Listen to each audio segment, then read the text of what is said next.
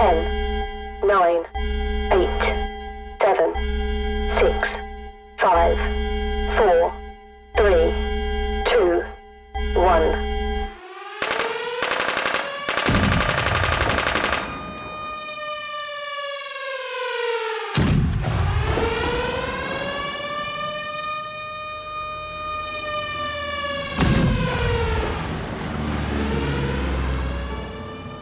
As you all already know, when the British surrendered, the Japanese only had days left in their resources. If the British had held on, the fall of Singapore would never have happened. Singapore would have been spared the atrocities of the Japanese occupation. Your role is to go back in time and stop Lieutenant General Arthur Ernest Percival from surrendering Singapore. Now, of course, we must remain invisible. We cannot be seen to be tampering with history, so we cannot send you to speak to Lieutenant General Percival himself. LARP stands for Live Action Role-Playing. It's a cooperative form of storytelling whereby participants play characters in a story and they make choices, they improvise action and dialogue, and together, as a collective whole, hopefully tell a very interesting and compelling story. We will send you to the City Hall Air Raid Bunker on the 14th of February 1942. There you will find an influential local, someone trusted by the British government. His name is Father Joseph de Silva. I think one of the most common feedback that we do get from people in the community is that after playing it several times, they find new friends, and usually friends that they would not actually interact with in real life.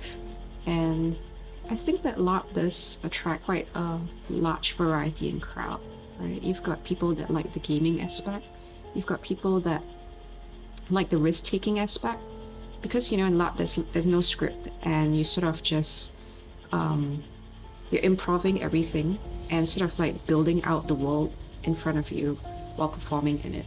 This shady person offered us a temporary job and just basically Shanghai the five of us off the streets into a time machine. What Ronnie said is correct. The British will surrender and the Japanese will win, and they will inflict horrible atrocities on the island. From the future? So are you even listening to do you have yourself? any evidence? You're not sure of this person? Have you seen a camera like this? The genesis of the idea is often thematically an ethical one, right?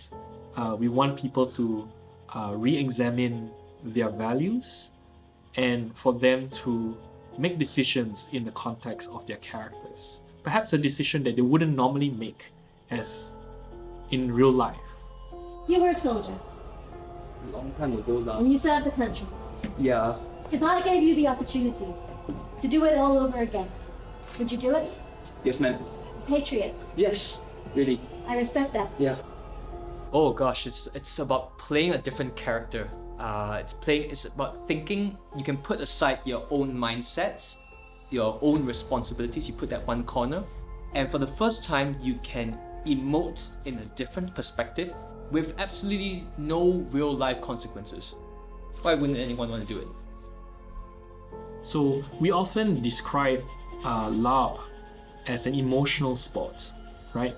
We are trying to enter a situation that is emotionally charged, and we want players to feel very deeply in the moment the kind of joy that actors often have, that high when you're sort of co-creating and being a part of this story. A teacher? Yes, a teacher. He's a communist, a troublemaker. Father, you know I've raised my daughter alone, without a husband. I've fed her, I've clothed her, given her a first-rate education. She speaks English and Malay. Father, I've had to make such sacrifices you cannot even imagine, and you want her to marry this man? I think there is a case to be made that LARP can be a very strong learning tool, right? I mean, you have one life, right? It's very difficult to be living outside your normal experience. But in LARP, in the context of a LARP, you are in a situation or a scenario that you would not normally be in real life. It's almost like a testing ground for the ways that you solve certain problems and to be more creative with problem solving. For me, where this project is interesting was that you could sort of alter reality Because I do think that partly one of the things about the arts is that if you could imagine a certain reality and picture it, you could change your reality at this point in time. So I think that was what I was pretty interested in. It's a good vehicle sometimes to explore different aspects of yourself, to maybe even play the devil's advocate against your own beliefs by playing a character that goes against them. Otherwise, it's just really fun dressing up and running around. I mean, look at this.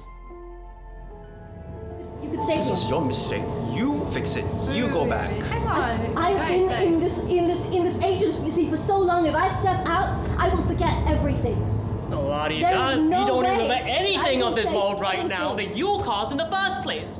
Guys, So I see we did the Your job. family's here. Your family's, I'm sure they're out here. wait. I think we're kind of missing the point here. It's like, what's so bad about being part of Malaysia?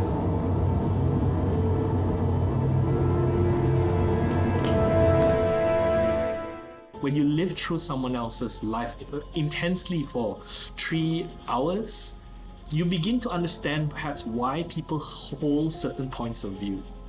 And you become more aware of their perspectives, but also aware of your own prejudices and biasness. Especially in this next age, whereby more people are living in echo chambers. Social media reinforces what you think because you are exposed to information that validates how you already feel. So love hopefully helps our participants better understand other people and to become more self-aware and more empathetic.